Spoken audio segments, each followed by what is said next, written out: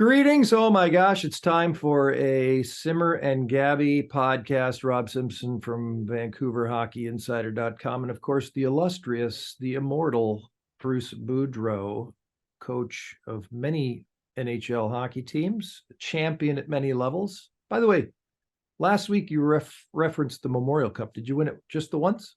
No, I was lucky enough to win it twice. Twice. I was thinking maybe you did twice. As a I player.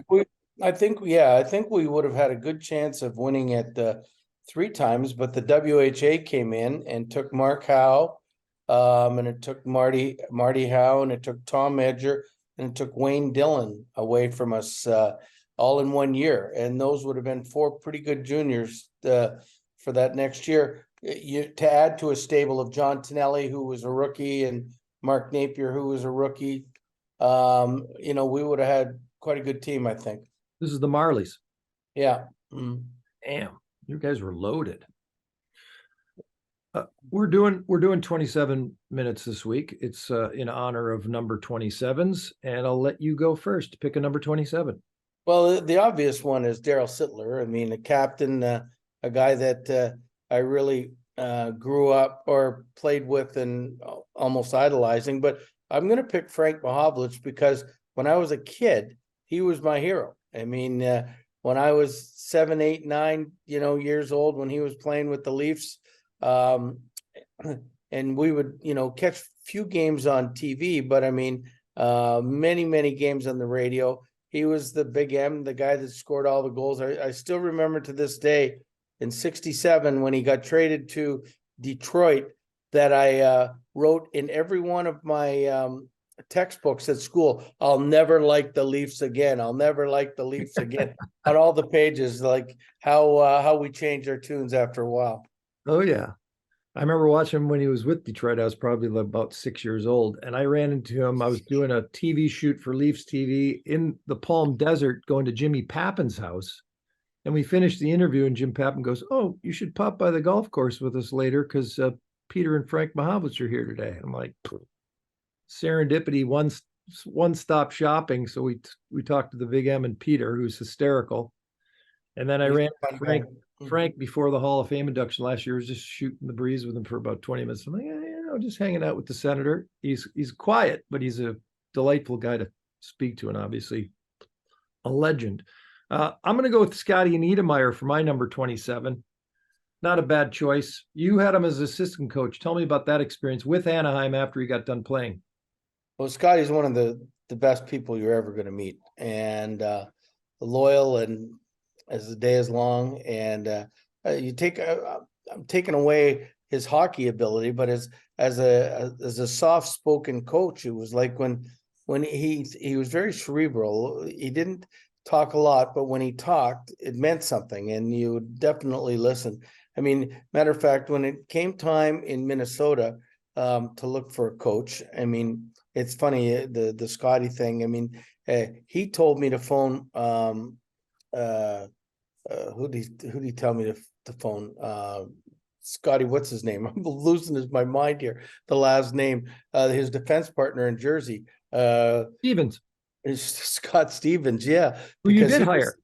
Who I did hire, who I wanted to get. He said he wanted to get back into hockey type thing, so that was great. And then it was funny as luck would have it. I mean, when I was first going for the Vancouver job, that he had talked to me. I had talked to him that he might want to get back into coaching, and he would be interested if I ended up getting a job. As it turned out, when I did get the Vancouver job, and Scott was the first person I talked to. He had just gotten a promotion from Anaheim where he could still live in BC and do the job. And so he said he'd much rather do that. His always problem was he's so involved with his kids and the family that coaching is so time consuming. But a guy that you could respect so much. And I mean, every player listened to him. I mean, he had a profound effect, I'm sure, on Hampus Lindholm and Cam Fowler. I mean, these young guys, Josh Manson, all had, they've all got Scotty Niedermayer's fingerprints all over them. Yeah, unbelievable player, obviously, as well. 3 cups in Jersey. You mentioned him playing in Jersey. He won the Cup in 07 under Randy Carlyle with the Anaheim Ducks, a member of the Triple Gold Club, which is a Stanley Cup, a World Championship gold, and an Olympic gold medal. He was a Conn Smythe winner, a Norris Trophy winner, just an unbelievable player. I think he actually won a Memorial Cup in 91 with Canada as well. He basically won everywhere he went. I mean, everything he touched. He was an unbelievable skater. And as you mentioned, a BC guy, he was born in Edmonton, but immediately almost moved to BC. His brother Rob was born in BC. They were raised in what is now a ghost town in extreme northern interior of British Columbia. It's not even a town anymore. It was a mining town. And, I didn't know that. Yeah, it's incredible, the background. But anyway, that's Scotty Niedermayer. So number 27s, we're going 27, and we've eaten almost 5 minutes of our 27 talking about the boys. But that's okay. Let's talk about D, and let's talk about defensemen that aren't Scott Stevens and Scott Niedermayer. And I'm going to go to Edmonton first. And this is going to get us into an argument about power plays versus even strength. So the Darnell Nurse $9.25 million per season contract through 29-30 might be, in my mind, is one of the worst in the National Hockey League. They score 1 goal, even strength, in 2 games against Vancouver. Of course, they rely on their power play. And I mean, what does that say to you? First of all, let's just talk about the fact we were joking last week, Toronto versus Edmonton final. How about a Toronto versus Vancouver final? The way it's looking right now, pretty damn nice start for the Canucks.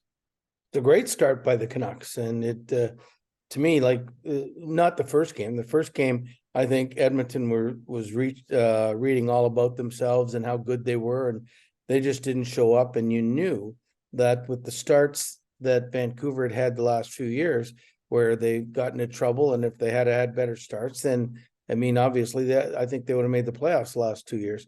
But so they were ready, and Edmonton was too busy reading about their press clippings, and then the score obviously was 8-1. The second game, Edmonton, you knew would be ready, and they were ready, and that's. They outshot them 41-16 or some silly number like that. I don't know if that's quite 36, accurate. 36-16, 37-38-16. Yep. Yeah, something like that. I think he made 38 saves, but I think he had 40 shots or something. So, I mean, now Edmonton was more of Edmonton, but again, they've always just relied on the power play. When we had them in the first game last year, we had a 3-0 lead, and then their power play came out, and they scored a goal, and then they scored another power play goal, and then they scored a 4-on-4 goal. Their special teams was tremendous, and that's what they rely on, and that's why I keep saying, if McDavid and Draisaitl have to play 25 minutes plus every night, then they're not going to be successful, because I think their goaltending and their defense is suspect. It is suspect, and we saw it under pressure against Vancouver in that second game, and they plugged in some guys that have worked out. Obviously, Casey DeSmith making all the saves that you mentioned, but Sam Lafferty is a speedy, physical, hard to the net guy who does exactly that with the game-winning goal. So that's a pretty nice grab. Yeah, it was a great grab. I mean, we wanted him the previous year, but that wasn't going to happen. But they got him this year, and that's a good move for them. Yeah. Flip real quick for us, and we'll get back to the power play versus even strength here in a second as my dog is barking. But talk about the Toronto Maple Leafs, and are they similar to Edmonton in that regard? A bit deeper, but they still rely on special teams. Well, I mean, I think they don't rely on them as much because they are deeper. I mean, they do have a better concept of playing defense. I think they were 5th in the league in defense last year, something of that nature. But they had the second best power play in the league last year, and by everybody's standards, Austin Matthews had an off year. Well, he's not having an off year start, I can tell you that. He's got 6 goals in the first 2 games. It took him 12 games to get 6 goals last year. So if he's scoring 3 goals a game, the rest of the team is going to chip in for 1 or 2, and that's going to be more than enough. I'm a little don't like the fact that the Leafs have given up right now 10 goals in 2 games. But if you can give up 10 goals in 2 games and win both of them, and you can correct your faults, you're way ahead of the game, because most teams can't overcome those things. Is there ratio of kind of like not as solid D in goaltending compared to their outstanding offensive abilities similar to Edmonton? I mean, Absolutely. The first 2 lines are so dynamic with both of those teams, and it falls off after that. And I just, especially when Nugent Hopkins has moved up to the second line. But I mean, it's, I think that's where the difference is. I mean, Samsonov, I think is proven that he can do the job. Skinner had a really good first half of the year. Campbell, the reason he's not in Toronto is because they didn't think he was good enough to keep there in Toronto. So I give the edge to the Leafs in goal and the edge to the Leafs on defense. And the top 6 forwards are, both teams are as elite as you can get in the NHL. As an NHL head coach, Gabby, did you ever get immediate buy-in? And then can you think of an example where it took a while to get buy-in? Because for me, half the battle for a coach is to get everybody on the same page and buying in. And obviously that can take time as you transition into a new job. But is there examples of like, boom, you just kind of had that chemistry and camaraderie and commitment, and other times where it was like, ooh? Well, I mean, in Vancouver, I mean, we started out 7-0. So the buy-in was right there. I think we 7-0-1. We lost in the shootout in game 8 to LA. But in Washington, it was instant buy-in. We were in last place when we got there. We ended up winning the division. I think it was more difficult in Anaheim because I didn't know any of the players. I had no history with anybody except for George Peros, and he didn't play a lot back then. He's a 4th line guy that was in and out of the lineup. But it took about 2.5 weeks to get them totally on page.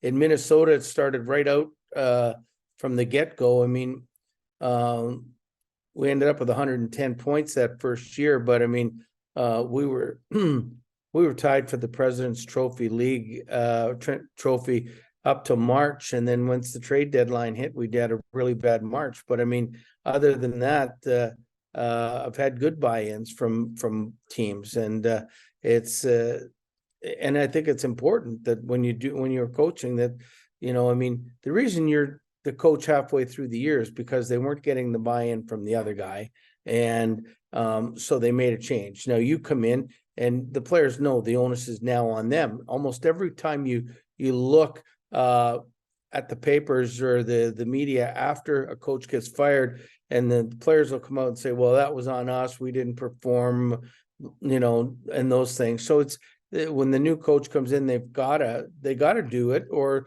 I mean, for the most part, it's not going to be the coach that goes right away. It's going to be the players that start to go after that. So it's pretty easy when you come in as a secondary coach to get the buy-in, because players are looking for something they can believe in. The players that aren't playing good or anything, it's like a new start for them. It's like, if I was going to say this in golf terms, it would be like you had a crappy front 9 and now you get a chance to do better on the back 9 type situation. So I mean, it's there's a lot going on there, but I mean, I think the buy-in is really important. I'm glad you brought up the golf analogy, because I was going to bring this up when we're talking about the Seattle Kraken with John Forsland, and we'll get a little bit more about Forsey here in a few minutes on the power play topic. But the Seattle Kraken right now are kind of one of those teams. Your golf game as amateurs, when your short game's going, you're not getting off the tee, or your drives are good and your putting's good, but you can't hit a fairway iron. Which is why we're amateurs. Yeah. Right. And it's like in hockey, it's like, can you get your power play working at the same time your D's working, at the same time you're getting good goaltending? And I think of Seattle right now, because Grubauer was excellent the first 2 games, and their new acquisition, the call-up, Joey Decord wins the backup spot. He was incredible in game 3. They've scored a grand total of 2 goals over the course of 3 hockey games. And that type of thing is going to happen. How tough is it just to get you know, like right now, Edmonton obviously is not putting it all together. Obviously, Toronto and Vancouver are, but is that kind of a phenomena? Is that a good analogy? You know what? The difference is how you're playing. Like, I mean, the coach and management team can determine, we're just not playing good. Like, I mean, goaltenders holding us in. Or you could be doing this and playing the right way, doing everything, but you can't score. And that's when you say you stay the course and you eventually get out of it. And I'll give you an example. I mean, and I know it's of one of my teams, but we started off my last year in Anaheim 1-7-2. But we got shut out 5 times or something in the first 10 games, but we were losing 1-0, 2-1. We were playing the right way. We ended up in that year leading the league in power play and penalty killing. And I think the West in goals for and goals against. So, I mean, you stayed with it. Okay. And it turned around because you kept reinforcing to the players that were doing the right thing. Eventually it'll turn around, and it did. But I mean, there's times if you start and you're getting outshot 41-18 and the goalie's keeping you in the game or something, and you look like you're in disarray, it's time to change things up a little bit. And that's when you start worrying a little bit. Yeah. I want to jump back into the whole power play versus even strength, because I don't think buy-in is necessarily an issue with Edmonton or Toronto. I think, as we've pointed out, they're just so stacked and they're so dangerous with the man advantage. So the the Champions League in Europe decided to revert back to the 1950s and put the perpetual power play back into place. So in other words, 2-minute power play, you can score as many times as you can before the guy comes out of the box. They also instituted if you're shorthanded and you score, the penalty comes off the books. It's like a reward. You score shorthanded, guy comes out of the penalty box. 2 different issues, 2 different rules. Let's start with the perpetual 2-minute power play. And I want you to listen to what John Forsland, the national broadcaster, play-by-play, and also voice of the Seattle Kraken, had to say about that topic. Number one, first of all, I can't stand power play hockey. Okay. I just don't like it. Right. It all looks the same to me. The Yep. teams run the same routes, they run same plays. It's just the better players, a la the Edmonton Oilers. Yep. They're going to have what do we want them to be? 60, 70% in the power play? Isn't 50 or 40 good enough? 1956, summer of 56, they changed the rule for this exact reason. The Montreal Canadiens are rolling through power plays. Jean Beliveau had 3 goals in like 40 seconds on the power play. Right. So that summer of 56, they go, okay, enough's enough. You score a goal, the guy comes out of the box. So why, as you pointed out, why would you go back? Plus, you ruin the game. I mean, ruin the game. If you score 3 on a power play, because some of the best responses in the game are when you get scored on the power play. If you're ticked off about the penalty, you're angry. You're ticked off because you got scored on, you're angry. So the next shift, you're throwing out either your top guys or your energy guys, and you're going right back at them. What are we going to do? Stay on it again and then have a cheap way to stretch out a game, and then we have no game. Then we go from 2-0 to 4-0, and the game's over. Yeah. Now they sit on a 4-0. That stinks. If they do that, it's completely wrong. All right. No one will listen to me, but that's ridiculous. Well, they should listen. So I hope it shows its flaws. It's fantastic. They'll stretch out the game. The Oilers can put the game away. Yeah, it would suck.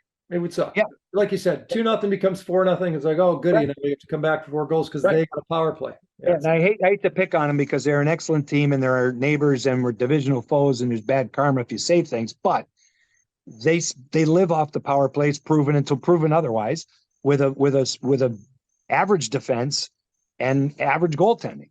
But they can be an elite team because of that. So now they're gonna, if you give them that opportunity, it feeds the lion. I don't like it. So a pretty passionate appeal from John Forsland, who we have a Simmer Forsland podcast for the Seattle market, but we also talk a lot about the entire NHL.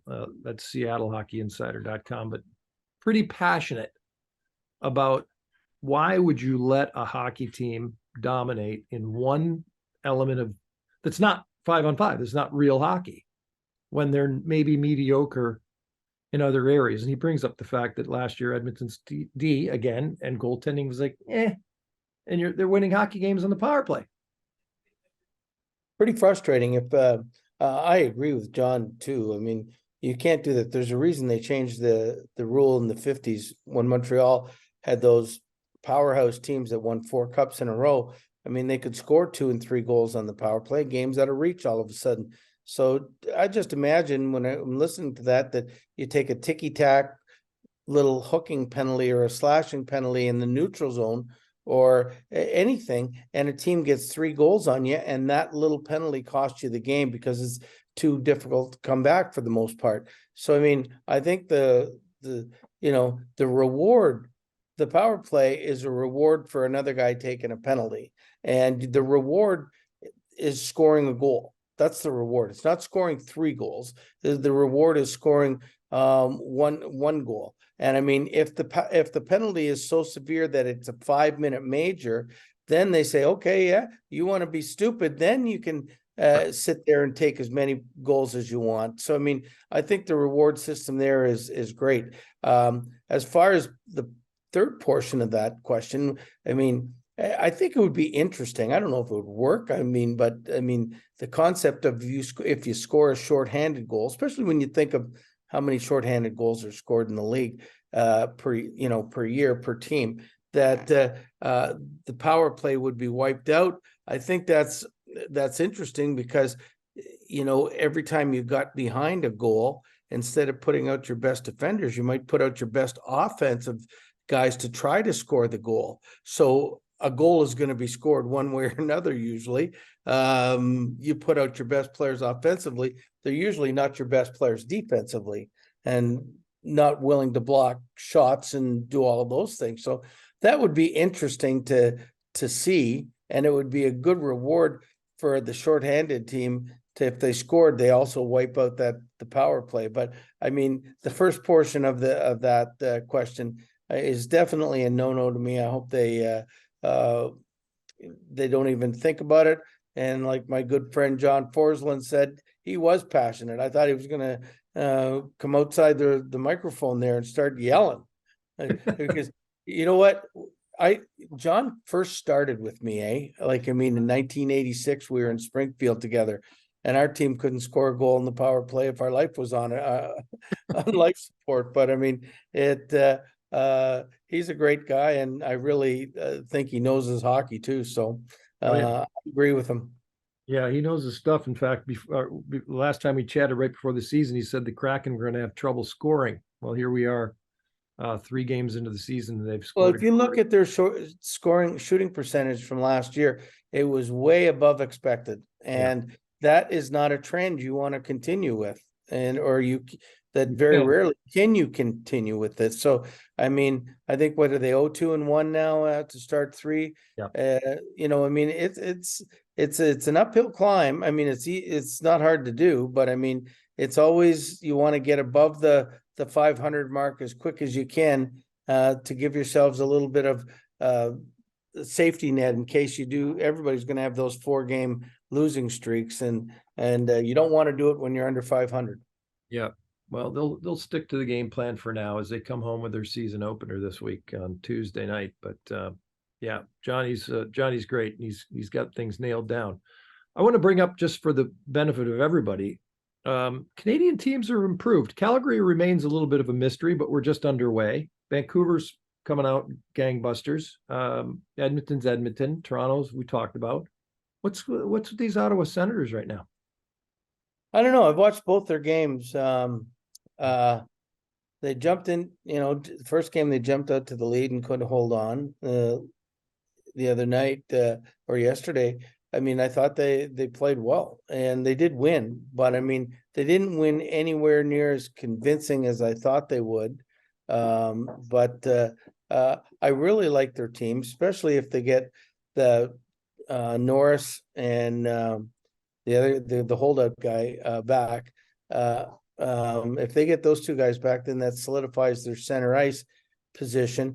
I mean, Chikrin was -3 his first game, and that was the biggest thing I was worried about was his defensive play, but he answers it with 2 goals yesterday in the first period. He's got a heck of a shot. I mean, their defense is as mobile as anybody's, and if they can get the goaltending, I think they'll be there for them. I think Montreal is still a work in progress. I thought they were good, but against Chicago, who's, you know, on the 3rd game of their road trip and to start with. And I mean, until it settles in, everything they do is about Bedard anyway. It has nothing to really do with Chicago.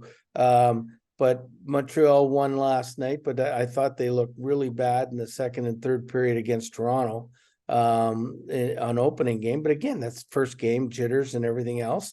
But I don't think in the tough Atlantic division that they will be a factor come March. That's my guess. I think it's always better when Montreal's in it, so I hope they are in it, but I don't think they will be in it. That's just my opinion. I thought Winnipeg has looked really good both games. They lost in Calgary, but I thought they thoroughly outplayed Calgary, and they beat a tough Florida team that coming off a loss in Minnesota, but they had over 40 shots on Minnie, and I thought Winnipeg dominated. So I think it's like a load off their shoulders. Like, I mean, from everything that was transpiring last year, from the beginning of the year on, as far as how the room was, who the leadership was, what about this contract and that contract. I think everything is settled. And when you look at their lineup, I think they got a pretty good team, and they're going to be tough to beat. I always thought Calgary was a better team than they showed last year, and I think they will be there in the end. And you know, Edmonton is Edmonton. They will find a way to all of a sudden win 15 out of 20, and I think their power play will carry them a lot. Or when McDavid gets his roll going, you know, and starts getting 3 and 4 points a game, it's going to be interesting. Vancouver, you know, I mean, they've got a great start, and there's no doubt. I mean, if they can keep getting the goaltending like that, and it's the key to anything. I mean, I don't care how good your team is. If you can get really good goaltending, and Vancouver got it the first 2 games, and I mean, I thought it was a great ploy to play to Smith yesterday. Let him get right into the action, and in a really tough building, knowing that they would be coming out and playing him. And now they go into Philly, and you know, with the potential of having a 3-0 start. So good for Vancouver. By the way, Winnipeg, it was the room, a lot of it. I took little jabs at that in articles over the last 2 years, having some conversations with insiders in Winnipeg, and to move on Blake Wheeler was a step. And now all of a sudden here they have Scheifele and Hellebuck re-signed. So great news for the folks in the Peg. We're going to hear that sound. That is our final buzzer, which tells us, believe it or not, Gabby, we have blown through our Frank Mahovlich, Scott Niedermayer 27 minutes, but here's our parting shot. And it's not necessarily, well, it's not a happy one. And I've written about it on VancouverHockeyInsider.com and as part of the Simmer Sunday 9. And that is Barry Melrose, who happened to be your number 26 a week or 2 ago. He steps aside from television with Parkinson's diagnosis, and I know Barry pretty well from going to his house and doing a profile of him years ago. Tough business. Yeah, I mean, the one thing I do know about Barry, he's a fighter. Yep. And Steve Ludzik has Parkinson's as well, and they're both fighters, and they will continue to fight the good fight. And I hope Barry relaxes and doesn't need the stress of work now, and he will live a long life from now on. But one of the best men I ever met, especially early on in my career. I mean, you ever see that, what kind of cartoon it is, where you got the little dog and the big dog, and he goes, he's my buddy. That was with me and Barry. I was always this little guy that he would slap around and make jokes about, but nobody came near me or Barry would protect me. And that was when we first started out together, and I'll never forget him. I mean, he's a wise man beyond his years. He's as funny as they can get.